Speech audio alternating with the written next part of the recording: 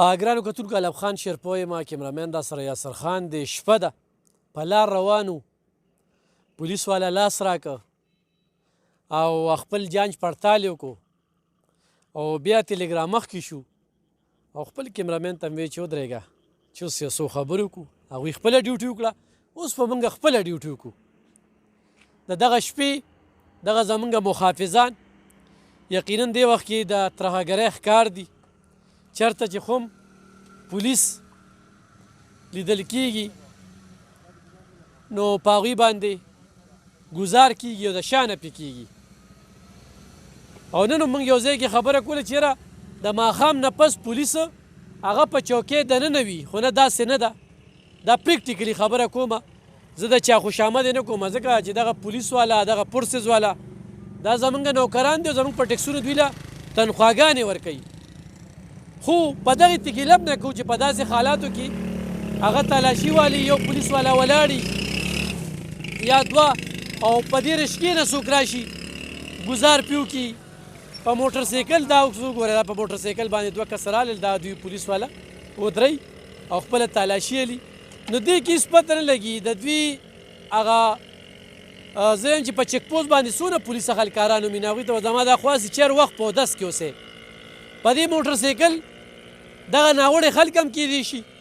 او دغه شانتې ټیک خلک هم پرې راتلی شي. او بل دا ده چې وي غل نه د باچا نه مه یارېږه، نو بلکل پولیس ته ودرېږئ، تالاشي ورکوئ. ناجیز تاسو ته په جیب کې چرس او پوډر نه شي ښودی،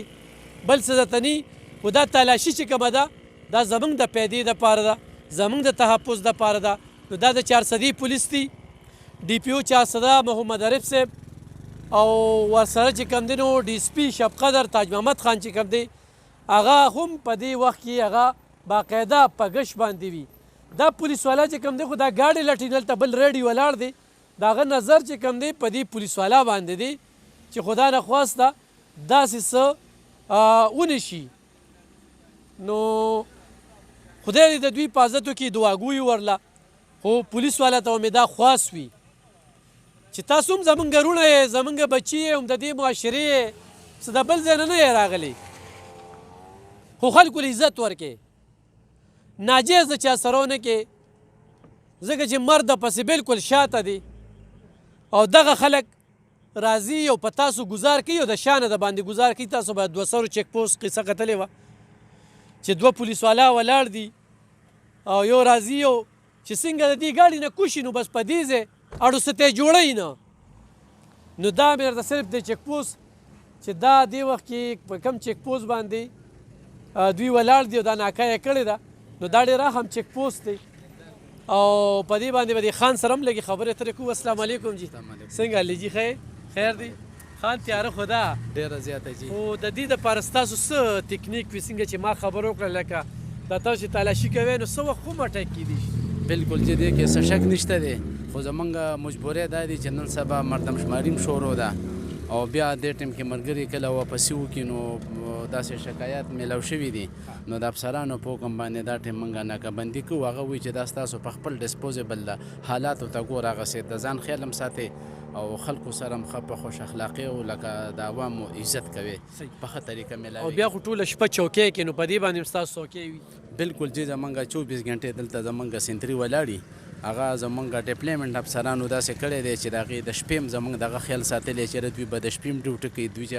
نفري ډیوټۍ له لاړې شي نو د ورځې هم بیا زمونږ خپل سنتري لکه 24 غنټې زمونږ ډیوټي جي دی باندې. خو خان دا ورته ووایي چې لکه اوس یو کس تلاشي یلي نو د دې بل څه کار وي یا که نه دواړه؟ دا جي د باندې دا کولنګ پارټۍ کې راځي دا داسې هم ګوري دا خو چې په ده باندې جي نظري خو دا نه خواسته لکه یو ودرېږي وروسته نه بل لا شي نو هغه څوک هم کیدی شي لکه څنګه چې وختي تاسو ذکر وکړو که نه نو موږ د دې نګراني کوو جي. او دا خو ګڼئ که نه چې څه وخت هم د باندې اټیک کیدی شي کم حالاتو سره چې دې وخت کې پولیس مخ؟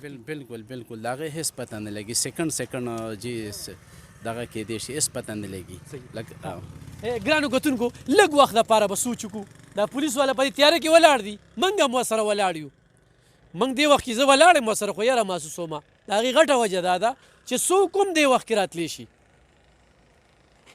خو دا یو څوکۍ ته ولاړ دی، دا بل هم دی، خو دا رشکه راله او په دې رشکه کې یو کس ناست دی او زر بس هغه خلک خو د شانه ګزار کوي که نه ډز نو یکدم ډزې شي د کله چې د دوه سرو چیک پوسټ باندې حمله وشوله نو په زخمی حالت کې هغه پولیس خلکار چې هغه بیا وروسته شهید شو هغه ډزې کوي او اخره کې هغه ته د قولنګ ولیخه هغه دونه دغې د قولنګ ورته ولي چې بیا نور هغه کار نه کو ګینې هغه په ملاسته باندې مقابله ډېره ما هغه سی سی ټي وي کیمرا فوټیج کته موږ وی چې یاره پولیس والا داسې وي خو دا ساده خبره کومه چې دې وخت کې دا پولیس والا رونه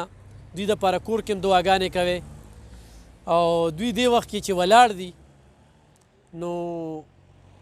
د الله پې نظر دی